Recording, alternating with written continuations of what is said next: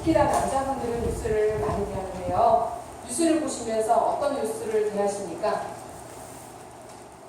뉴스가 어떻게 즐겁고 기쁜 일들보다는 좀 슬프고, 네, 뉴스가 보기 싫을 정도로 너무나도 암울하고 힘든 이런 사건들이 사고가 굉장히 많이 있죠.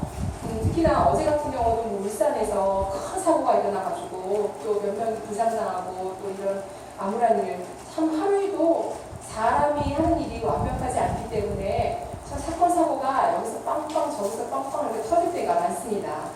오늘도 사건이 터진 그 지방의 이야기가 오늘 그 말씀을 통해서 들려주고 있습니다.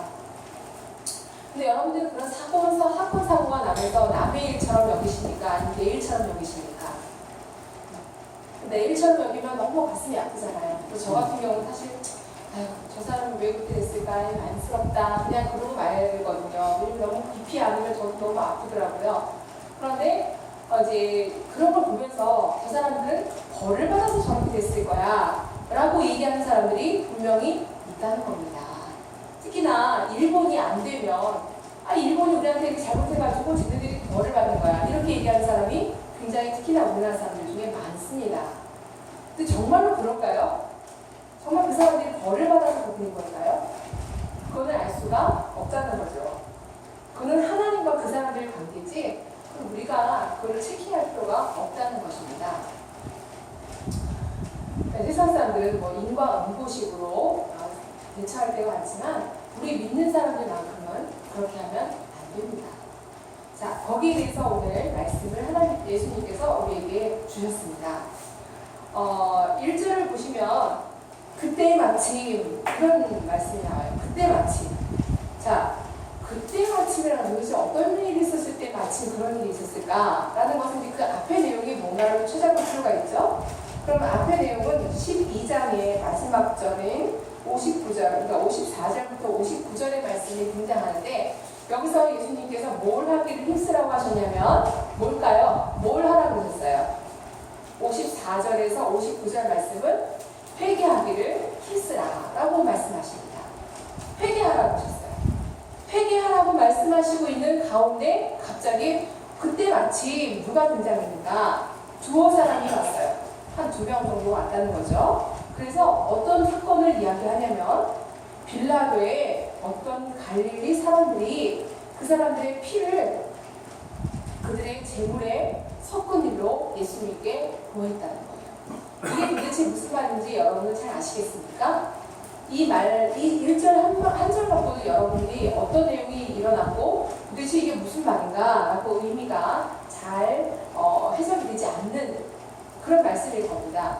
사실 누가복음의 이 13장 1절부터 또 그 밑에 있는 17절까지 말씀은 다른 복음서에 나오지 않는 말씀들이기 때문에 이 누가복음만 전해지는 말씀이거든요. 그래서 여러분들이 잘 이해가 안 될 수 있습니다. 왜냐하면 누가복음에서만 다뤄지는 말씀이기 때문에 다른 복음서에서 중복되지 않기 때문에 잘 모를 수 있어요. 자, 어떤 내용인가? 옛날에 이제 갈릴리 사람들이 예루살렘으로 와서 이제 제물을 들고 와서 성전에다 제물을 드립니다. 그렇죠? 그런데 그 제물을 드리려고 그 먼 데서 순례를 하면서 어렵게 그 제물을 갖고 왔는데 아마 그때 당시 이 갈릴리 사람들 어떤 사람이든 간에 여기 유대 땅이잖아요. 유대 사람이거든요. 근데 유대인이 유대를 통치를 해야 되는데 그 당시에는 누가 통치를 했냐면 로마인들이 유대인을 통치를 하고 있었습니다.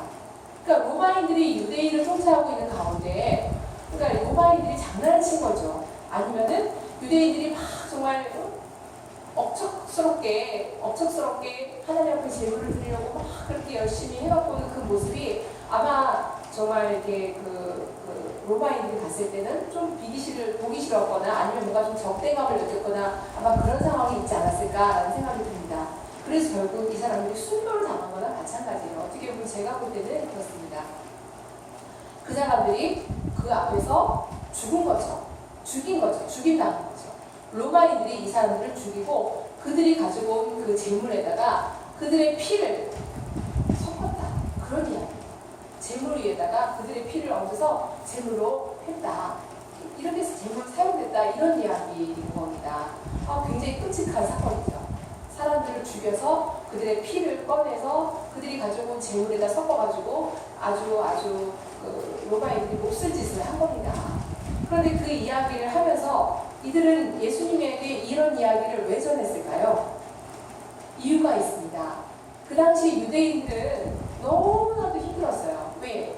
우리나라가 일본 압제에서 힘들게 보냈던 것처럼 그들도 로마의 압제에서 있었기 때문에 어떻게든 이 로마인들이 좀 물러나기를 원했어요. 그들이 정말 이렇게 그들의 그 압제에서 벗어나기를 원했던 거죠. 그런데 정말 능력이 많으신 예수님 앞에 이 이야기를, 이 사건을 가지고 온다면 예수님께서 이 일을 잘 해결해 주실 거라고 생각했던 것 같습니다. 그래서 예수님께 와서 예수님, 이런 일이 일어났습니다. 세상에 그 재물을 가지고 온 사람들의 피를 여기 섞어서 재물로 다시 올리는 그런 일이 있었습니다. 라고 예수님께 고한 거죠. 어떻게 보면 예수님께 정치적으로 좀 이런 우리의 어려운 이런 사건들을 좀 해결해 주세요. 우리를 좀 이 로마의 압제에서 벗어나게 독립시켜 주세요. 어떤 그런 의도를 가지고 오지 않았을까라는 생각을 한번 해볼 수 있습니다. 그런데 그때 이 소식을 들은 주변의 그 예수님 주변의 사람들은 어떤 생각을 했느냐? 자기들은 안 죽었거든요, 아직. 그런데 그 사람들은 죽었거든요. 그러니까 저 사람들이 죽은 거는 분명히 하나님 앞에 벌을 받은 거야.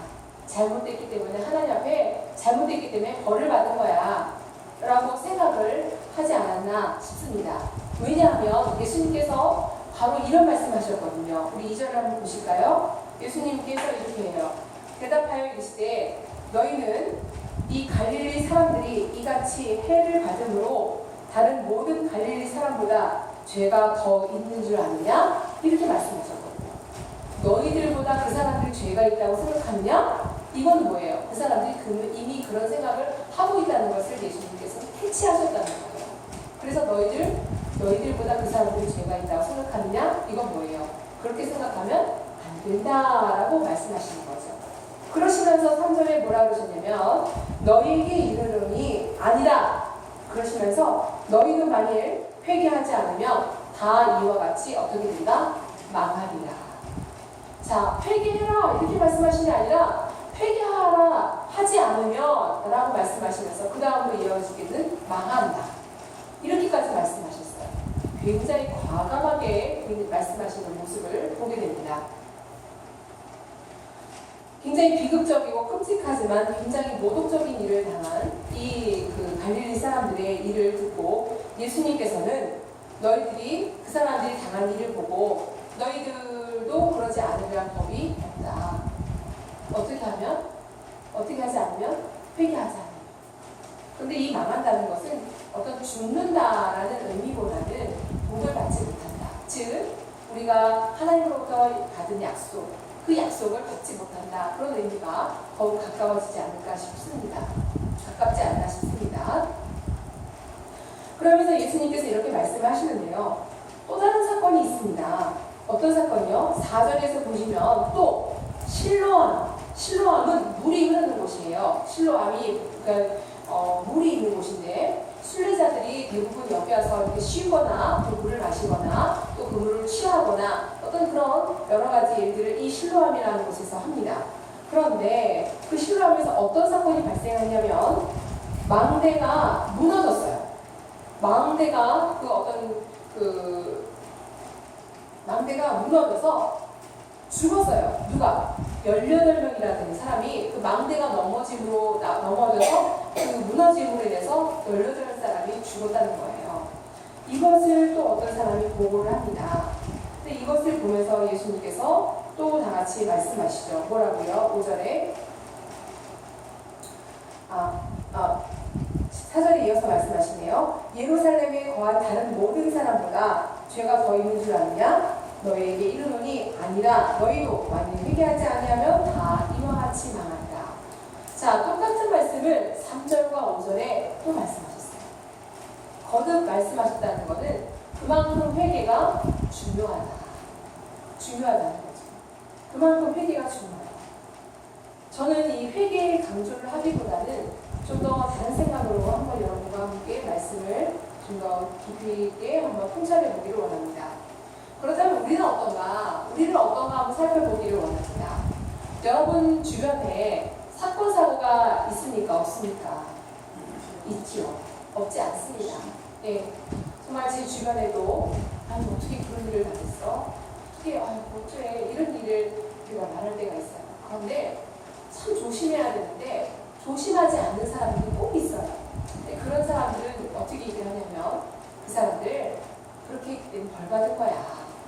그러니까 정말 우리가 불교식으로 얘기하면 인과응보, 반드시 원인이 있기 때문에 결과가 따른다 라는 그런 이야기들을 하는 사람들이 있다는 겁니다. 그런데 우리는 그 말을 굉장히 조심해야 돼요. 그렇지 않아요. 그렇지 않은 경우도 있어요. 하나님 나라를 위해서 순교한 사람들이 있거든요. 그럼 순교를 당한 사람들은 다 정말 그 사람들도 역시 인과응보라고 우리가 별로 지을 수 있겠습니까? 그건 정말 말할 수가 없어요. 함부로 그렇게 말하면 절대로 안 돼요. 예수님께서 우리에게 말씀하신 게 그렇다는 거예요. 너희들 그 사람들이 그렇게 당했다고 해서 너희들은 죄가 없는 줄 아느냐? 절대로 아니다. 너희들이 그 사람들보다 오히려 죄가 있을 수 있어 라고 말씀하시는 굉장히 무서운 말씀을 우리에게 하신 겁니다.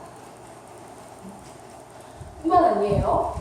여러분들 그 옛날에 한 10년 된 것 같습니다. 제가 기억하기로는 과거에 그 분당에 있는 분당 샘물교회라고 아시죠? 그 샘물교회에서 여러 명의 대학생들과 어떤 선교팀을 이루어서 전도사님 한 분 해가지고 저기 서남아시아 쪽으로 전도, 그러니까 뭐 전도 여행을 간 거죠. 그러다가 그 신학생 하나가 어떻게 했어요? 죽음을 당했잖아요. 목사님도 죽고 그래서 순교를 당한 때 정말 굉장히 끔찍한 사건이 있었잖아요. 그 일 때문에 정말 모든 그런 교인들이 함께 기도했던 그런 일들이 있었는데 과연 그들이 왜 거긴 왜 갔어? 라고 교인들조차도 그들을 굉장히 나무랬거든요. 왜 가지 말라는데 왜 갔어? 저도 그런 얘기를 했던 기억이 있어요. 또 그 무서운 얘기를 우리는 아무 생각 없이 그렇게 내뱉었던 그런 기억이 있습니다. 함부로 얘기하면 안 되는 거죠.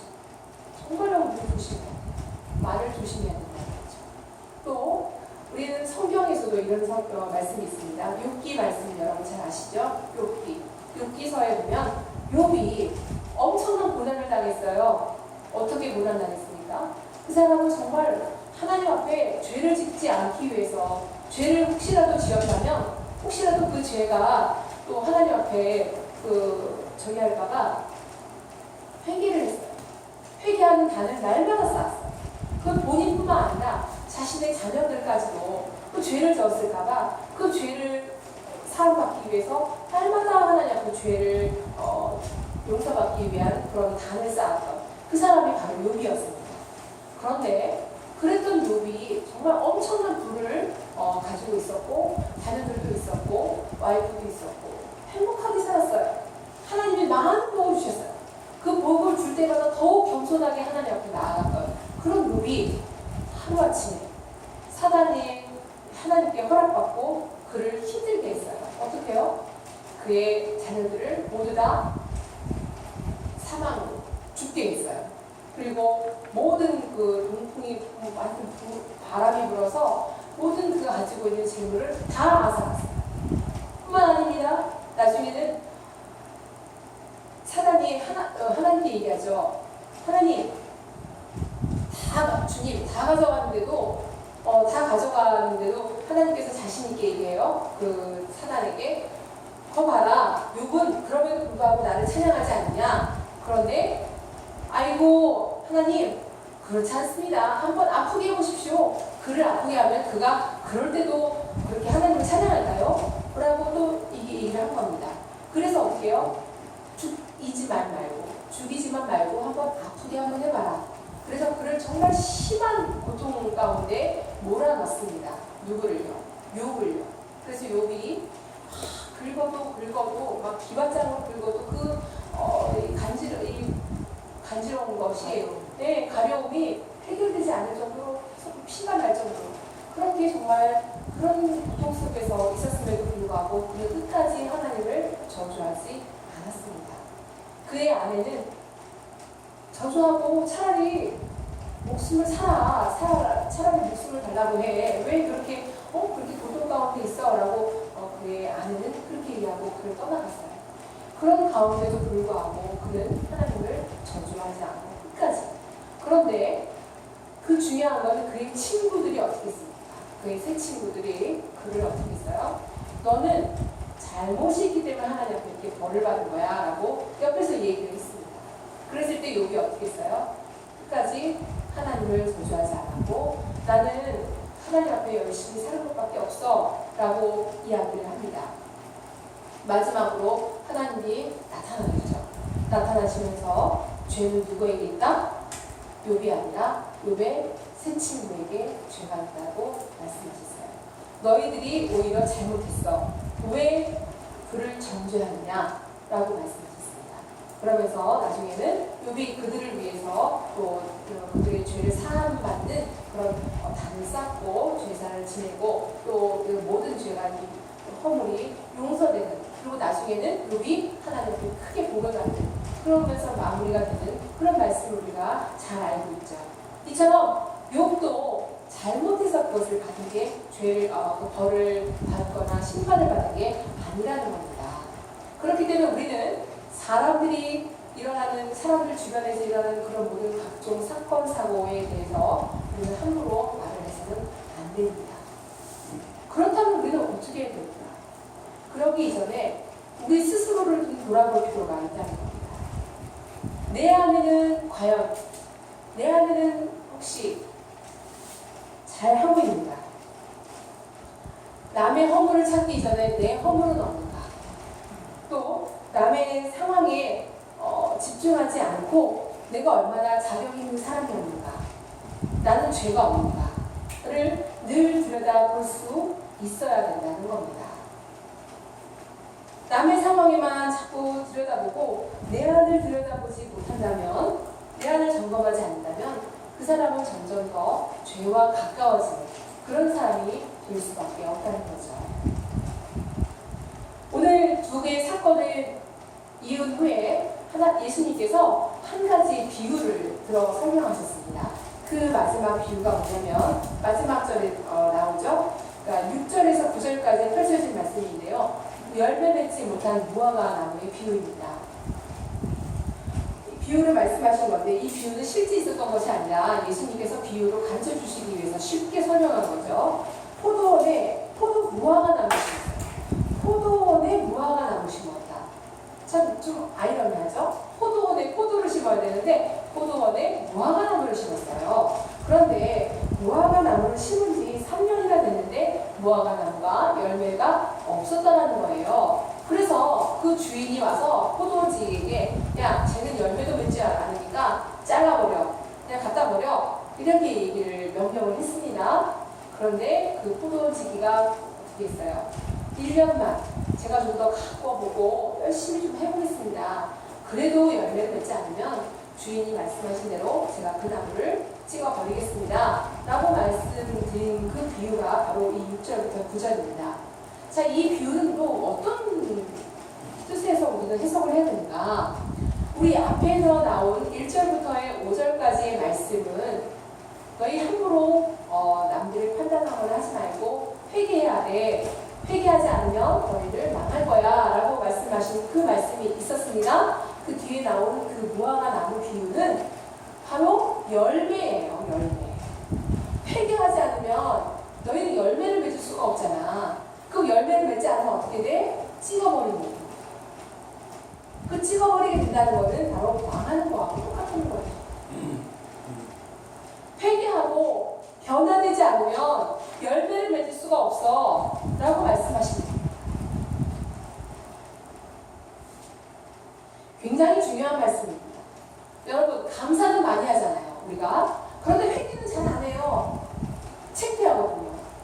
자존감이 상해, 자존심이 상해서 할 수가 없어요. 내가 무슨 죄가 있어 라고 생각할 때가 더 많아요. 그런데 자꾸 우리는 죄를 찾으려고 노력해야 돼요. 혹시라도 숨겨져 있는 죄는 아닌가? 내 무의식 중에 가지고 있는 죄는 없는가? 알면서도 자존심 상해서 그 죄를 꺼내지 않을 때가 더 많아요. 저도 그래요. 그런데 그 죄를 꺼내서 비춰서 하나님 앞에 고백하고 회개하지 않으면 우리는 절대로 더 나은 더 성장하는, 더 성숙한 신앙인으로 자라날 수가 있다는 겁니다. 그러면 열매를 맺지 못하는 그 포도원에 숨겨진 그 무화과 나무와 별반 다르지 않다는 거죠. 예수님의 비유를 통해서 얼마나 저는 어제 이 말씀을 준비하면서 소름 돋았어요. 이야, 저 지금 교회 한 지 얼마 안 됐잖아요. 그렇지만 아직까지는 하나님이 가지고 계십니다. 이 열매가 안 되지만 나도 역시 포도원에 찍혀버리는 그 무화과 나무와 별반 다름없이 사도들이 되겠구나. 이런 생각을 하면서 얼마나 부끄러웠는지 모릅니다. 그렇기 때문에 우리는 그 열매를 맺기 위해서 끊임없이 회개하고 끊임없이 감사하면서 나아가야 된다는 거죠. 그래야 우리가 성숙하고 열매를 맺을 수 있다는 겁니다. 그런 열매를 맺는 사람들이어야 우리는 정말 가슴을 펴고 당당하게 천국에 갈 수 있어요. 우리는 누구나 천국 가기 위해서 여기 오잖아요. 여기는, 이 땅은 잠시 왔다 가는 나그네예요. 나그네 땅이라는 거죠. 여긴 잠시 왔다 가는 자리지, 우리는 여기서 영원히 살 수 있는 게 아니에요. 우리가 여기서 지금 호흡하고 있다고, 눈을 뜨고 우리가 살아있다고 해서 내일도 살아있으란 법은 없습니다. 내일 하나님이 우리의 삶을, 우리 생명을 거둬가신다면 그것도 뭐 어찌할 바를, 우리는 그 주님 앞에서 우리가 찍소리 못하는 거예요. 우리의 생명은 어느 누구도 장담할 수 없습니다. 생명은 주께 있습니다. 우리의 삶도 주께 있습니다. 그렇기 때문에 끊임없이 회개하고, 끊임없이 주님을 구하고, 주님의 얼굴을 구하고, 주님의 얼굴이 죄가 하나도 없으신 거룩하신 분이거든요. 그분 앞에 우리가 나아가려면 끊임없이 우리의 죄를 회개하고 나아가요. 그래야지 우리가 하나님의 그 음성을 들을 수 있습니다. 아멘. 우리가 거룩하지 않으면 절대로 그분의 음성을 들을 수가 없다는 겁니다. 여러분, 열매 맺으시고 싶으시죠? 아멘. 변화되셔야 됩니다. 어떻게 해요? 회개하라. 오늘 예수님께서 우리에게 회개하라라고 말씀하셨어요. 그리고 성숙해져라. 그러지 않으면 찍어버립니다. 이 말씀 여러분들이 잘 기억하시고, 우리의 길지 않은 그 삶, 정말 후딱하니까 벌써 저도 50이 넘었더라고요. 후딱하면 또 이제 저도 네, 정말 그 삶을, 얼마 남지 않은 우리의 그 삶을 정말 멋지게 살아가길 원합니다. 그렇게 멋지게 살아가는 것은 오늘 말씀처럼 살아가는 겁니다. 여러분, 이 시간 여기 모인 저와 여러분 함께 노력해서 주님께서 기뻐하시는 귀한 삶을 살아가시는 저와 여러분 되시기를 간절히 소망합니다.